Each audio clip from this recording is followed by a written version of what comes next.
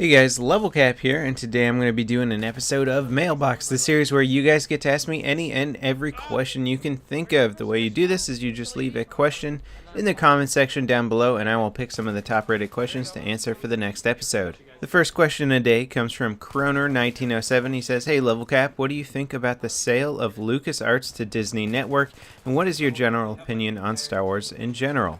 Well, like most geeks my age, I grew up on the first three Star Wars movies. They were awesome. This was all before the new episode 1, 2, and 3 came out, and I loved them. I thought they were awesome. They're tons of fun.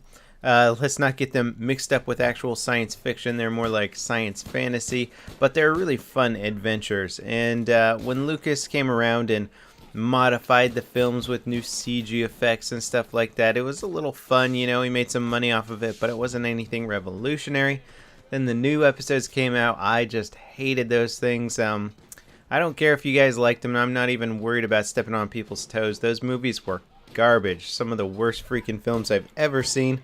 Then I was like, alright, well, what can Lucas do outside of the Star Wars franchise? He produced Red Tails, which is possibly one of the worst films I've ever seen. Just so bad. I mean, it makes the Star Wars prequels look good in comparison. So I was just thinking, like, you know what? There's nothing Lucas is going to do good after this point in time. He's lost it. He's lost it completely. Let's get Star Wars out of his hands, put it in anybody's hands. So I was already of the mentality that if Lucas got rid of Star Wars, it would be a good thing. Now, a lot of people, of course, are concerned that Disney is not the right studio to have Star Wars. But you know what? I'm not that worried about it. I think Disney has really shown themselves to be able to produce quality films that are not just sort of, I think people are expecting it to be something like a Pocahontas rendition of Star Wars, just made for kids alone. You have to remember that they've produced Pirates of the Caribbean, Tron Legacy, John Carter. They did some more action-heavy films recently that still had some really fun adventure aspects to them, and that's pretty much what Star Wars is. It's this big space adventure. It doesn't necessarily have to dwell on super dark themes and stuff. And I honestly believe that Disney has the potential to make films that are more in line with the first three films, and can probably expand upon the story, the universe, and make some really interesting movies. Of course, they could also make some really bad movies.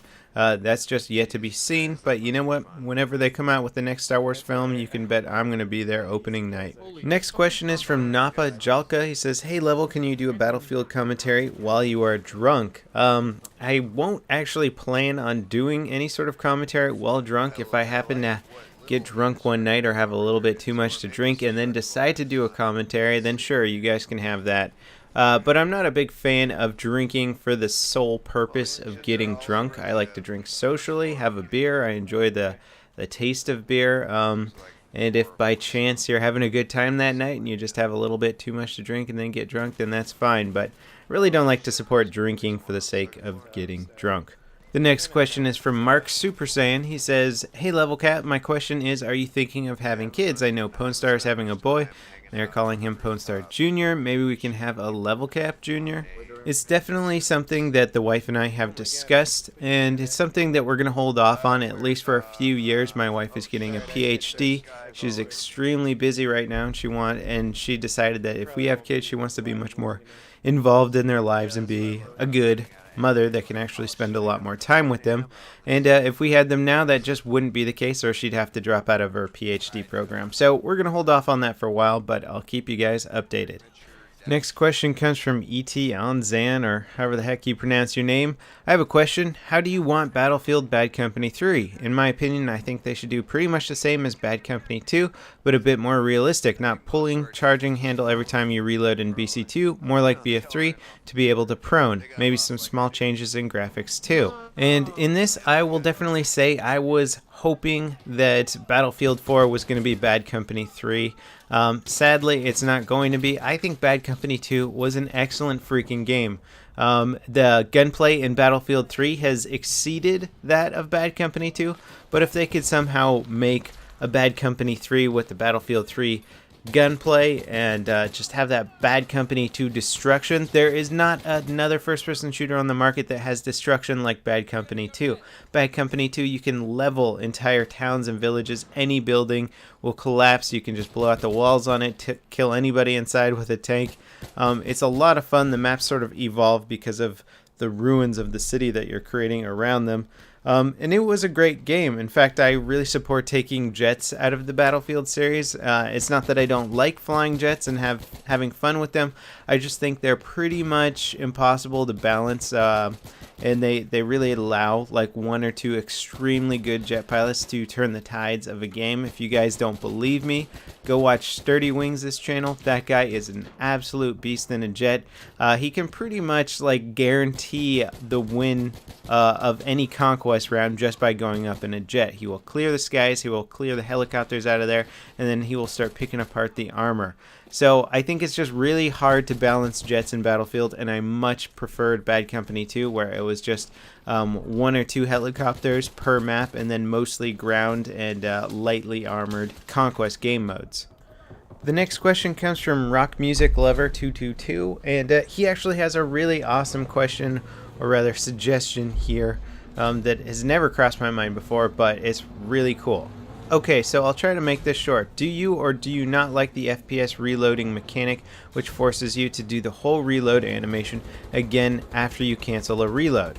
If no, what do you think of implementing this realistic solution? If you've already removed a magazine from your gun and stopped the process, for example, kill someone, you'll just have to put a full mag in afterwards, making the animation shorter. You don't need to remove another magazine before adding the new one. This is a freaking awesome idea. I've never thought of anything like this, but small things like this, although they seem small, I guess, on the surface when compared to the grand context of the whole game, can actually change up gunplay greatly and really push one shooter ahead of other shooters because of gunplay mechanics like this. So basically, if I were to remove a magazine, a guy came around a corner, switched the pistol, I dropped him, go back to my primary, the magazine's already out of my primary, then I slap another magazine in and pull the receiver or the lever back or whatever and get the gun ready to shoot, then that could be a really cool way of cutting that reload animation in half. Yes, starting it over from the beginning again, so you pull the magazine out, switch, and then switch back to your primary and the magazine somehow back in your primary. Seems like kind of a silly process to me, and it really could add a much more fun element to the game if you're allowed to divide that up, maybe even 3 stages. So you pull out the magazine, that's one stage, so if you get to that point, then it sort of saves that point, and if you switch to any other gun, it'll still take you back to that point.